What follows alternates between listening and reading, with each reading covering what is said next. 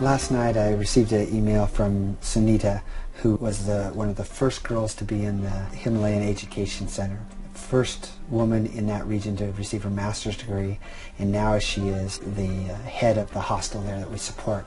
And this is a 22-year-old young woman that is leading a hostel of 14 girls, is respected through many villages, and is the lead in a sanitation project at her home village. Those are unheard of things for a woman to do in that culture. How do we empower Nepali people? I think this is one of the best examples. This is really her project now. This is her hostel now.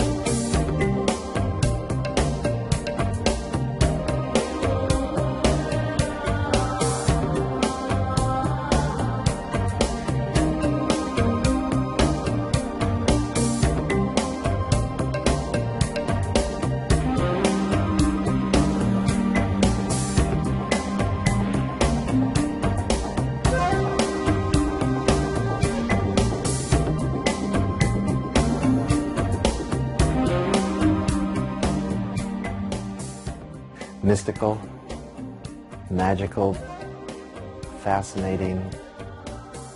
It's the most interesting history of any place I've ever been.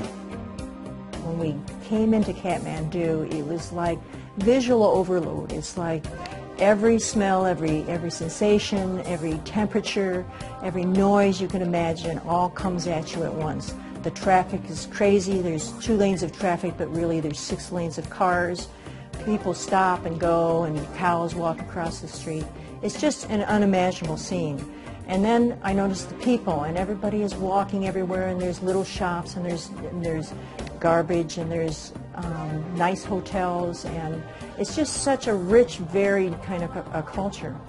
And what we did is we got to go to some orphanages and meet some children. They didn't have beds. The kids would sleep on mats on the floor or perhaps on the floor itself. They didn't seem to have much. That first year was really sort of an eyes wide open. It was an unbelievable experience for me. In 2009, I was able to go back, and this time it was more nuts and bolts. The real highlight was that I was able to go with Rand and Mark up to Kadbar, where the Himalayan Education Center is. And there I was able to meet a number of the girls, and we stayed there for several nights and got to see their program and what they're trying to do. And it was really empowering to watch these young women trying to do their very best and work very hard to become teachers and go back to their villages.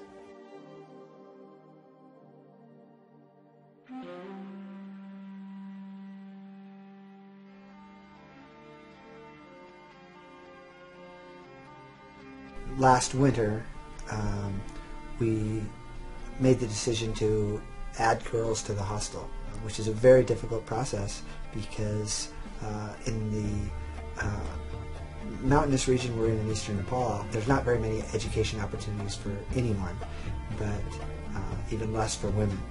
And we start the girls at about grade 8, averaging grade 8. But that's very difficult to find a girl that's been to school to grade 8. I would go to a school in a region and ask for very talented, as they call it, students. We learned about a girl in the Makalun region that was incredibly talented. We went to find her, which is a difficult task. It actually took 2 days. And I vividly remember this scene of walking through these fields, through these terraced farms, really, and we had been asking people where she lived, where her family lived, and we came upon this man and woman working in their field, and we asked them where if they knew this girl, and they communicated that this was their daughter. So I walked in and I said, "We are from 10 Friends, and it's a small organization from America, and we have heard your daughter is very talented, and we would like to support her education, that if she would be interested in being a teacher." And at that moment, her aunt and her mom grabbed her, shoved her towards me and said, "Take her, go." And they started yelling at her and her aunt, and I'm like, what is going on? And Sunita explained to me that they were telling her that if she messed up this opportunity, that they would be very upset with her. It's just one of the moments where how the chance to go to school, the chance to get a college degree, is something that's unheard of in that part of the world. Down to the shady groves, some in the shadows sleep, and time creeping on the children's arms in the springtime of the year. The sounds of the birds seem to fill the wood, and when the fiddler plays, all the voices can be heard long past the woodland days. Orphans, abandoned children, overcrowded capital city that's got a lot of unemployment and poverty, and moving upstream to the source of those problems. Those problems often are coming out of rural villages where children can't get an education. There are no schools, there are no books to read. The teachers are from different castes and cultures or from other countries and don't speak the language of the native children. So often those children are sent to the city, to the large city, to get an education, or they're abandoned and given to an orphanage so that the orphanage will support that child and get them to school and make sure they have food, and really that is not a good outcome. Because those villages where they come from in rural Nepal are just gorgeous. And so they linked their hands and danced round in circles and in rows. And so the journey of the night descends, and all the shades are gone. God gave me, bring you here, and at your door we stand.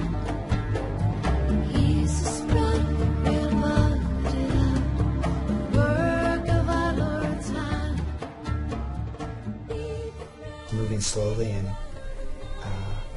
building relationships, and hopefully coming alongside others with our assets and kind of combining.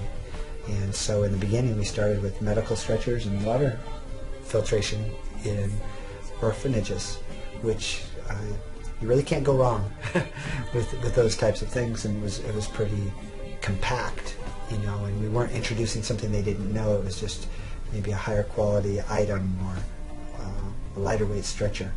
And I think, as Mark was saying, the teacher training hostel was a different level, because while we were in the mountains, when we asked the villagers what is it that would really help you, they would say teachers, our own teachers.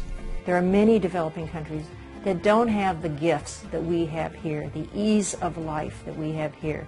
We don't even think about the fact that our children have a free education.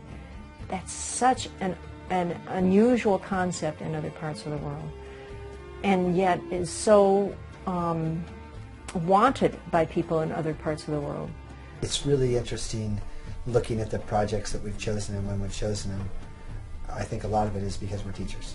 And again, I could go upstream. If you believe in educating a population or educating people, that gives them choices and opportunities. That's probably led us a lot of the way.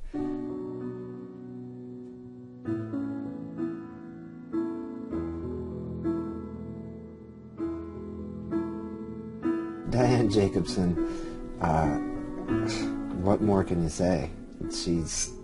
Was the best teacher in so many ways and such an important part of so many people's lives for so long that I can't think of a more deserving person to have a library dedicated to them.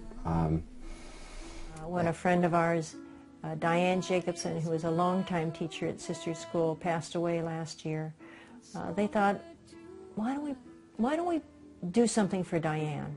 Why don't we build a library in her name over there? And the reason that it seems so important to me is that when you have friends and colleagues who spend their whole life teaching kids, what better gift than to remember them by offering gifts of education and books to a place that has had no books. I was actually traveling with Sunita, who is the head of our hostel. I asked her one day what her favorite book was, and she laughed at me and said, "Sir, I've never read a book other than a subject book." And I realized, as we've been visiting each village and visiting each girl's family's home and going to each school, there were no books. And so I gave her her first book, and she was so excited. And she actually came up with the idea that what if the children could actually read something that could be passed through the village, and that they could see something that they necessarily weren't living. And the beauty of reading is it can take your mind someplace else, and you can learn things even if you can't experience them at that moment. Last summer we dedicated the Diane Jacobson Memorial Library in a little village in northeastern Nepal called Lingam, and Rand and I had about 550 books brought to Lingam. They had built a library section of one of their classrooms for us before we arrived, and had bookshelves and little mats for the kids to read their books on. And when we arrived, they were actually expecting us, and the village leader came out and said, "We've been expecting you." They had built their bookshelves and in preparation for us, and had prepared a big party for us. And the porters arrived about an hour after Rand and I did, and the whole village, probably, which is about 150 people, came to the school and just dove into those books. Little kids reading, adults, older people reading, and it was just the most fantastic experience, one of the most fantastic experiences I've ever had. These are people that have never read a children's book. Adults have never read a novel. People have never read a poem there, and so they were just really overwhelmed and happy that we brought those books. Had a big party for us and smeared our faces with some kind of a red powder, and had a bunch of dancing, and so that is something we plan to continue, dedicating libraries to teachers that have passed away. And this summer we hope to do either one or possibly two more rural libraries in northeastern Nepal dedicated to sisters, school teachers who have passed away.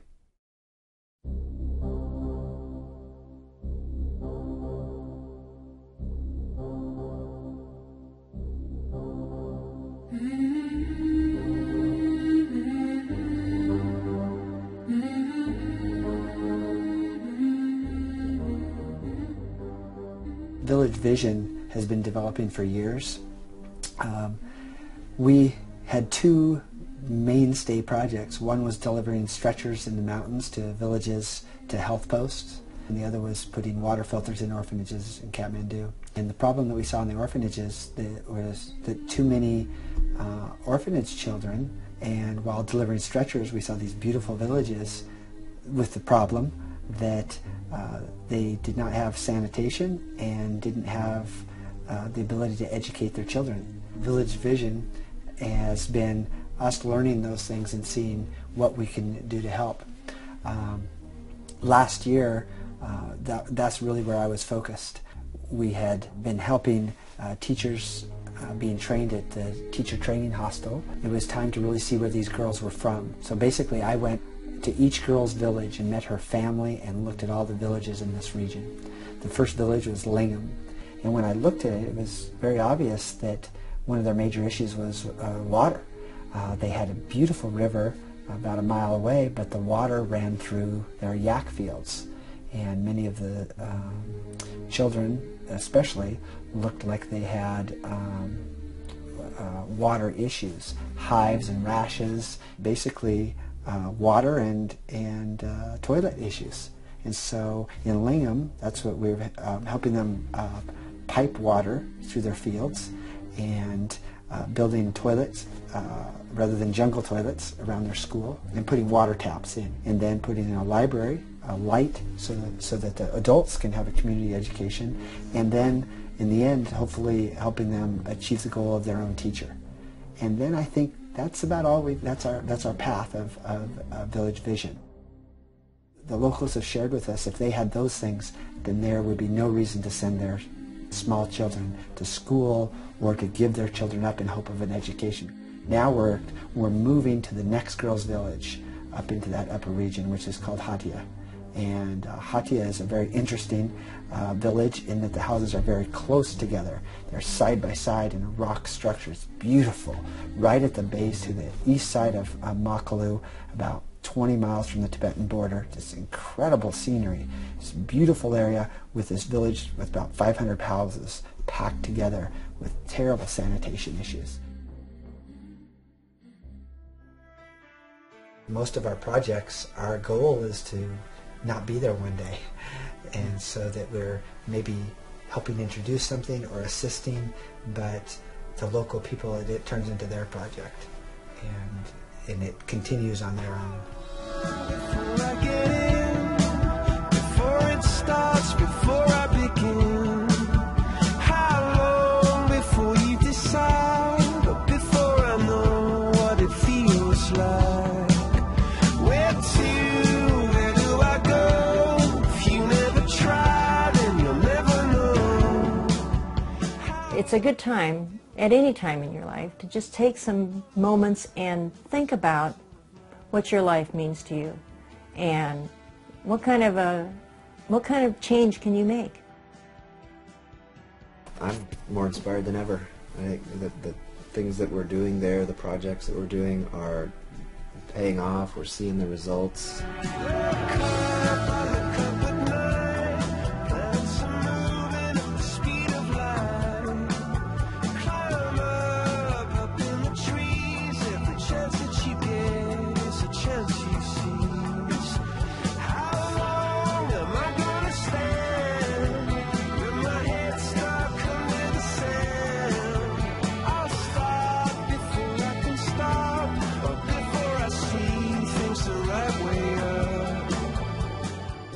Talking about where 10 Friends is, it's definitely not dependent on one person's energy.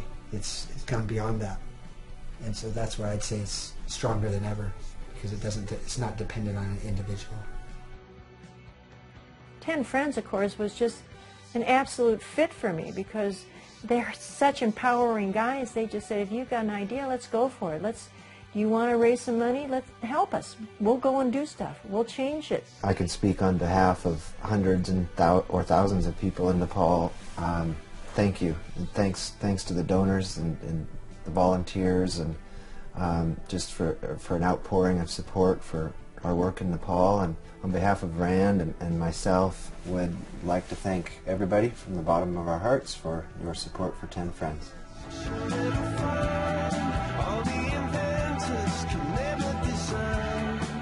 We can change the world. One person at a time, we can change the world. It won't happen in my lifetime or my kids or my grandkids, but I'm hopeful it'll happen. And it's just one person and 10 friends. All right, but I couldn't see